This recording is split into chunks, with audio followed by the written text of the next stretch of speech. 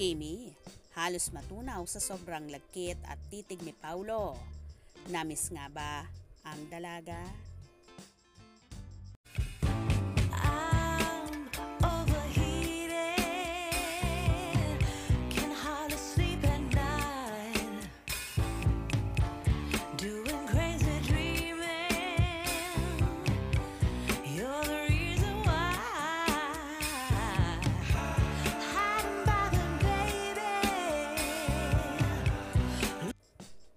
Tuwang-tuwa nga ang mga fanay sa nasaksihan nilang sweetness ng Kim Pao ni na Kim Chiu at Paolo Avellino.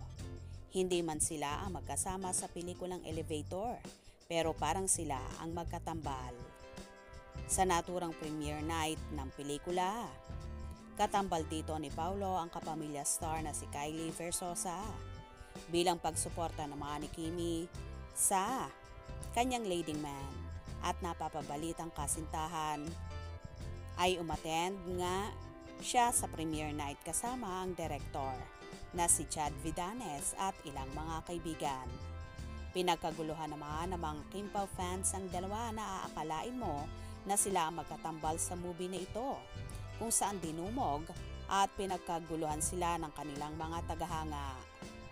Samantala habang nakaupo sila, ay panay na panay ang silip ni Paolo kay Kim, kung saan nasa bandang likuran nila ni Kylie Versosa. Kitang-kita naman sa aktor kung gaano kalagkit ang titig sa dalaga na halos matunaw na nga si Kimi sa titig na yon ni Paolo.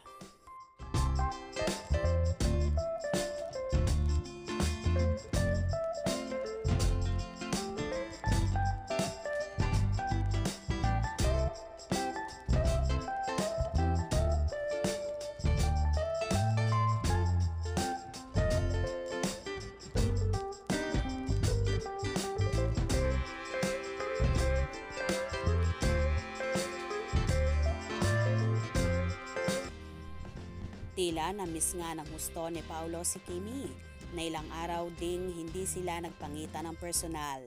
Nag-celebrate kasi ang dalaga ng kanyang ika-34 kaarawan sa Siargao, kung saan hindi naman nakadalo si Paolo dahil sa promotion ng kanilang pelikula ni Kylie. Ganun pa man, hindi man nakasama ang binata sa birthday celebration ni Kim. Pero full support pa rin ang actress sa binata at tinulungan pa nga nitong mag-promote ang aktor, kung saan nag-post ng video clip si Chinita Princess sa kanyang Instagram story at hinihikayat ang lahat na panoorin ang movie ni na Paolo at Kylie na Elevator.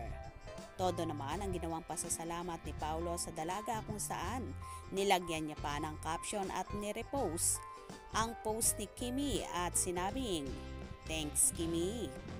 Naloka nga ang lahat nang ma-present si Kimi at nakita ng lahat kung gaano niya sinusuportahan ang kanyang bagong nobyo.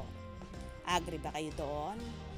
Happy na naman for sure ang kanilang mga tagahanga sa paayudang hatid ng Kim Pao.